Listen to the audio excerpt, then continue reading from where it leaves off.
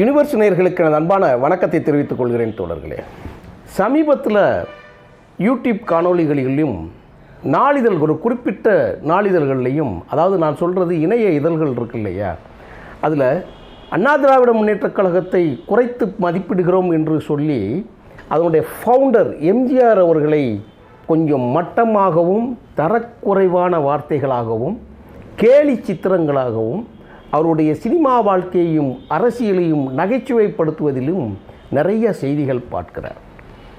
எம்ஜிஆர் அவர்களால் அனுகூலப்பட்ட தலைவர்கள் இன்றும் வயது முதிர்ந்த நிலையில் இருக்கக்கூடிய ஒரு சிலர் கொடுக்கக்கூடிய இன்டர்வியூ இருக்கு இல்லையா, அது நாரகாசமாக இருக்கிறது.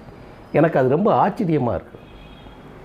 நல்லியல்பு நிரம்ப பெற்றவர்கள், குற்றம் இல்லாதவர்கள், குறை இல்லாதவர்கள் இந்த உலகத்தில் யாரும் கிடையாது.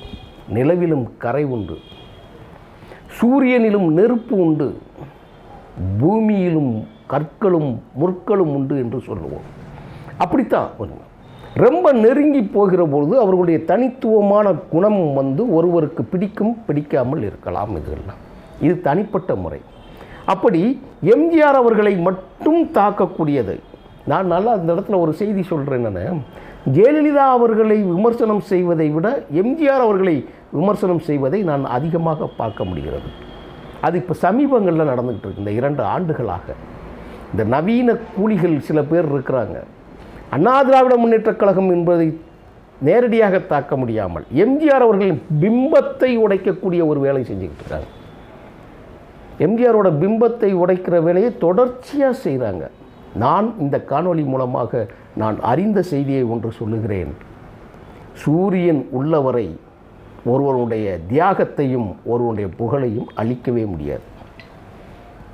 உண்மை இருந்தால்தான் அது நிலைத்திருக்கும், பொய் இருந்தால் அது கலைந்து போகும். சரி, நீங்கள் எம்ஜிஆரை நீங்கள் நகைச்சுவைப்படுத்துகிறீர்கள் இல்லையா, நீங்கள் யாரை உயர்த்தி பேசுகிறீங்க? கிழவிகளை கட்டி அணைத்தார்னு சொல்கிறீங்க. கிழவிகளைத்தானே கட்டி அணைத்தார். நேராக போய் வீட்டில் போய் எஸ்எஸ் சந்திரன் செய்கிறது மாதிரி நகைச்சுவை காட்சிகளில் செய்கிறது மாதிரி அவர் என்ன செஞ்சாங்களா? அவரை தேடி சொத்து பத்திரங்களை கொண்டு வந்தவர்கள் பல ஆயிரம் பேர்.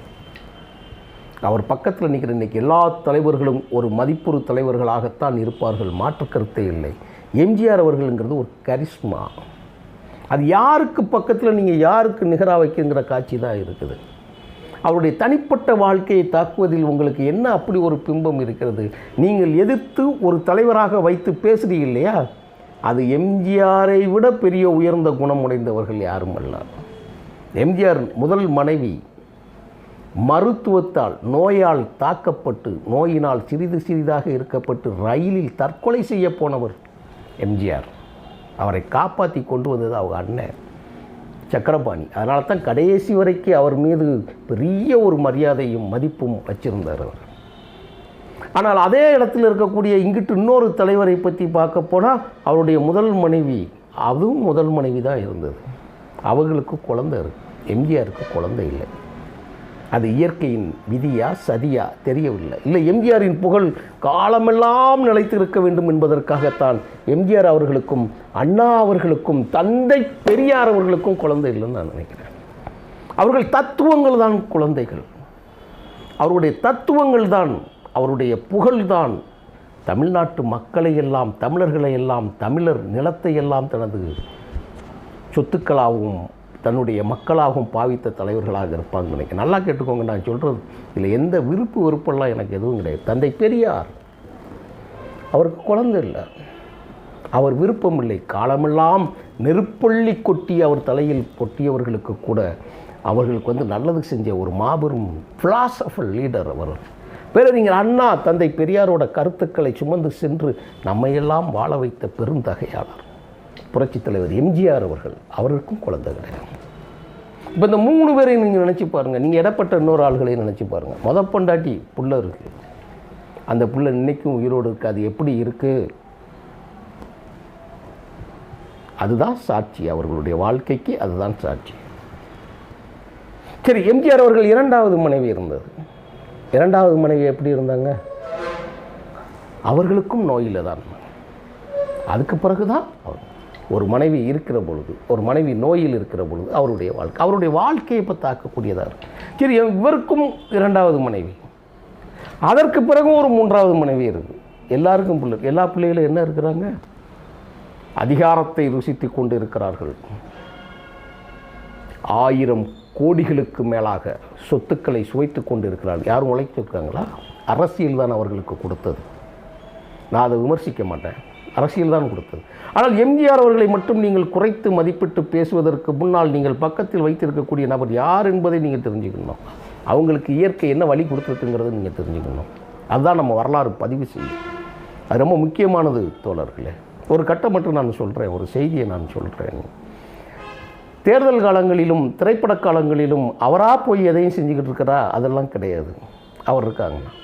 ஒரு செய்தி உங்களுக்கு முக்கியமாக இந்த இடத்துல நான் பதிவு சொல்லலான்னு நினைக்கிறேன். ரொம்ப பேசுகிறதுக்கு எனக்கு விருப்பம் இல்லை. அந்த கண்டனத்தை பதிவு செய்வது தான் என்னுடைய நோக்கமாக இருந்தது. அது என்னன்னு கேட்டிங்க அப்படின்னா, ஒரு மனிதர்கள் தியாகம் செய்கிறதுனா தான் கூட இருக்கிறவங்களை எப்படி வச்சுருக்கணுங்கிறதுக்கு தான் சாட்சி. இல்லாதவனா, அவனால் முடியாதவனா, தன்னிடம் இருப்பதை எண்ணி பார்க்காமல் கொடுப்பதை அவர்கள் எப்போ வச்சுருக்காங்கங்கிறத நீங்கள் பார்க்கணும். இப்போ சமீபத்தில் இதயக்கனி படம் ரிலீஸ் ஆகிருக்கு. உலகம் முழுவதும் ரிலீஸ் பண்ணியிருக்கிறாங்க. எல்லா இடங்களிலும் கொண்டாட்டமாக இருக்கிறது. மக்கள் விரும்பி பார்க்குறாங்க. நீங்கள் அவர் இந்த சமுதாயத்திற்கு விட்டு சென்ற பணி சாதாரணமானது அல்ல. குறைகள் இருக்கலாம், குறைகள் அரசியல் ரீதியாக இருக்கலாம். எந்த குறைகளும் எந்த செய்தியும் அந்த காலகட்டத்தின் தட்பவெப்ப நிலையோடு அரசியலோடு நீங்கள் கவனிக்கணும். அதில் தான் அந்த செயலை நீங்கள் பார்க்கணும். எம்ஜிஆர் மிசாவை ஆதரித்தார் என்று சொல்கிறோம். ஆமாம், ஆதரித்தார். கலைஞர் எதிர்த்தார், அதில் எந்த மாற்று கருத்தும் இல்லை. ஆட்சி பறிபோனது, எந்த கருத்தும் இல்லை. ஆனால் ஆட்சிக்கு வருவதற்காக அதே இந்திரா காந்தியோடு கலைஞர் கூட்டு வைத்தார் என்பதும் உண்மை. நீங்கள் அதையும் புரிஞ்சுக்கிடணும். அதன் மூலமாகத்தான் நீங்கள் அரச பதவிகளுக்கு வந்தீர்கள் என்பதை நம்ம புரிஞ்சுக்கிடணும், வைக்கணும். அதில் எந்த மாற்று கருத்தும் கிடையாது. இதை எதுவுமே செய்ய முடியாது. ஆனால் எம்ஜிஆர் கூடையே இருந்து அவரிடம் பதவியை அனுபவித்து கொண்டு எல்லா மனிதர்கள் மிச்சம் இருக்கக்கூடிய ஆளுகளெல்லாம் விலபேசி வைத்து கொண்டு நக்களும் நையாண்டியும் கேலியுமாக பேசி கொண்டு இருக்கக்கூடிய அந்த அவல செயல் தான் மனதிற்கு ரொம்ப நெருடலை தருகிறது தோழர்களே. உண்மையிலே நான் வருத்தப்படுகிறேன். அதில் குறிப்பாக ஒரு பெயர் சொல்கிறேன், திருச்சி சவுந்தரராஜன். சமீபத்தில் முக்தாருக்கு ஒரு பேட்டி கொடுத்துருக்கிறார். அந்த பேட்டியில் அவர் பேசுவது எல்லாமே நாராகாசமாக இருக்கிறது. நீங்கள் அரசியல் தனிப்பட்ட விதத்தை நீங்கள் பார்த்து கொண்டிருந்தால் நீங்கள் என்ன வேணாலும் எது வேணாலும் பேசலாம். ஒரு துருவத்திற்கு எதிர் துருவம். அதான் அண்ணா சொன்னார், யாரையும் நீ கையை நீட்டுகிற பொழுது உன்னுடைய கட்டை விரல் உன்னையும் குற்றம் சாட்டுகிறது என்பதை கவனிக்காமல் விட்டு விடாதேன்னார் அண்ணா. அதைத்தான் அண்ணா திராவிட முன்னேற்ற கழகத்தில் இப்படி கை வச்சிருப்பார் அண்ணா. அப்போ நீங்கள் யாரை பற்றி நீங்கள் பேசுகிறீங்க? உங்களுக்கு என்ன இருக்குது? நீங்கள் உங்களுக்கு இன்றைக்கு இருக்கக்கூடிய அரசியல் சூழலுக்கு பேசுகிறது என்று சொன்னால் அரசியலை விமர்சியுங்கள், கட்சிகளை விமர்சியுங்கள், தப்பு கிடையாது. தியாகங்களை ஒருபோதும் எந்த விதத்திலும் கொச்சைப்படுத்தக்கூடாது. அப்படி சொன்னால் மறைந்த தலைவர்களை பற்றி பேசுவது சரி என்று நீங்கள் சொன்னீங்கன்னா, கலைஞர் மீது பேசுவதற்கும், காமராஜர் மீது பேசுவதற்கும், பக்தவச்சலம் மீது பேசுவதற்கும், ராஜாஜி மீது பேசுவதற்கும், ஓமந்தூரார் ரெட்டியார் மீது பேசுவதற்கும், குமாரசாமி ராஜா மீது பேசுவதற்கும் சொல்லிக்கிட்டே போகலாம். எல்லாரையும் எல்லாம் பேசலாம். அதுக்கு நம்ம சரியாக இருக்குமா? பெரும் பிழைகள் ஏற்றுக்கொள்ள முடியாதது தான். அப்படி என்ன கண்டுவிட்டீங்க நீங்கள்? அரசியலை பேசுங்க. திருச்சி சவுந்தரராஜன் அவர்களை நீங்கள் விலகி போகலாமா? குறைத்து மதிப்பிடலாமா?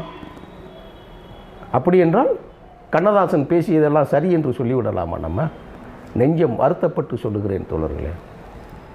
எங்களால் பேச முடியவில்லை, நேரடியாக என்னால் பேர் சொல்ல முடியவில்லை. அவ்வளவு வருத்தமாக இருக்கிறது. எம்ஜிஆர் அவர்களுடைய ஆட்சியில் அதிகாரத்தை ருசித்தவர்கள் இன்றைக்கி அந்த கட்சி உயிரோடு இருக்கக்கூடிய யாரும் இதற்கு கண்டனம் தெரிவிக்கவில்லை. அதுதான் எனக்கு ரொம்ப கஷ்டமாக இருக்குது. எதிர்க்கட்சி வரிசையில் இருக்கக்கூடிய ஓபிஎஸ், எடப்பாடி பழனிசாமி, சசிகலா, தினகரன் உள்ளிட்ட யாரும் அதற்கு எதிர்ப்பு தெரிவிக்கவில்லை. மிகவும் வருத்தப்படுகிறேன் தோழர்களே. அந்த கட்சி பெத்த பிள்ளை இருந்தால் கூட என்ன செய்யும் அப்படிங்கிறதுக்கு எம்ஜிஆருக்கு ஒரு குழந்தை இருந்திருக்கலாமோ என்கின்ற அளவுக்கு நமக்கு யோசிக்க சொல்லுகிறது. நான் ஜெயலலிதா அவர்களை உள்ளே நான் கொண்டு வரல, நான் உள்ளுக்குள்ளேயே நான் பேசலை. நான் வெளிப்படையாக பேசுகிறாங்க தோழர்களே. ஏற்றுக்கொள்ள மனம் மறுக்கிறது. எம்ஜிஆருக்காக பேசுவதற்கு, எம்ஜிஆருக்காக இன்னும் அவர் புகழ் பாடுவதற்கு, எம்ஜிஆருக்காக உயிரை கொடுக்கக்கூடிய ரசிகர்கள் இல்லை, தொண்டர்கள் உண்டு, அவரால் உருவாக்கப்பட்ட குடும்பங்கள் உண்டு. நீங்கள் சொல்கிறீங்க இல்லையா, எம்ஜிஆர் உதவி செஞ்சார், பணத்துக்காக தனியாக அவர் செஞ்சார், விளம்பரத்துக்காக செஞ்சார். சரி, நீங்கள் செஞ்சதை சொல்கிறதுக்காவது ஒரு ஆள் இருக்கா? இல்லைன்னா உங்ககிட்ட வாங்கின உதவி வாங்கினவங்க நான் இந்த மாதிரி பயன்பட்டுருக்குன்னு சொல்கிறதுக்கு இது இருக்கா? சட்டத்தின் மூலமாக சாதாரணமாக செய்வதை விட தன்னுடைய சொத்துக்களின் மூலமாக கொடுத்த ஒரு வள்ளலை நீங்கள் எள்ளி நகையாடுவதும் தூர தூக்கி போடுவதும், நாளை இது உங்களுக்கும் ஆட்சி மாறினால் காட்சி மாறும். உட்காந்து பேசுகிறவன் பேசிக்கிட்டு இருப்பான். இது நிரந்தரமல்ல, எதுவும் நிரந்தரமல்ல. தியாகங்களை போற்றுவோம். அரசியல் முன்னெடுத்து தேசியத்தின் கையில் இருந்து பிடுங்கி மாநில அரசியல் கையில் கொடுத்த அந்த அண்ணா திராவிட முன்னேற்றக் கழகம் என்பது இயக்கம் பாதுகாக்கப்பட வேண்டும். அதுக்கு இவனுங்களே சரியில்லையே. உள்துறை அமைச்சர் தான் எல்லாம் பார்க்கணும்னு சொல்லக்கூடிய கேவலமான நிலைக்குத்தான் கொண்டு வந்து சேர்த்திருக்கிறார் தோழர்களே.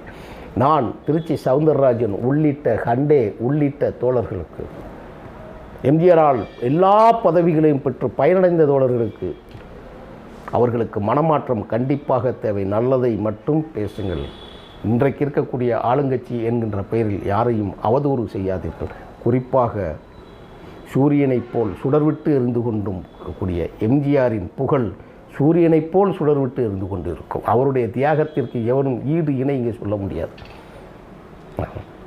யார் மீது காரி துப்புகிறீர்களோ, வல்லாந்து படுத்துக்கொண்டு துப்புகிறீர்கள் என்பதை மறந்து விடாதீர்கள் தோழர்களே. இந்த கண்டனத்தை பதிவு செய்வதற்காகவே இந்த காணொலியை என்னுடைய மனச்சாட்சிக்காக நான் பதிவு செய்கிறேன் தோழர்களே. நன்றி, வணக்கம் தோழர்களே.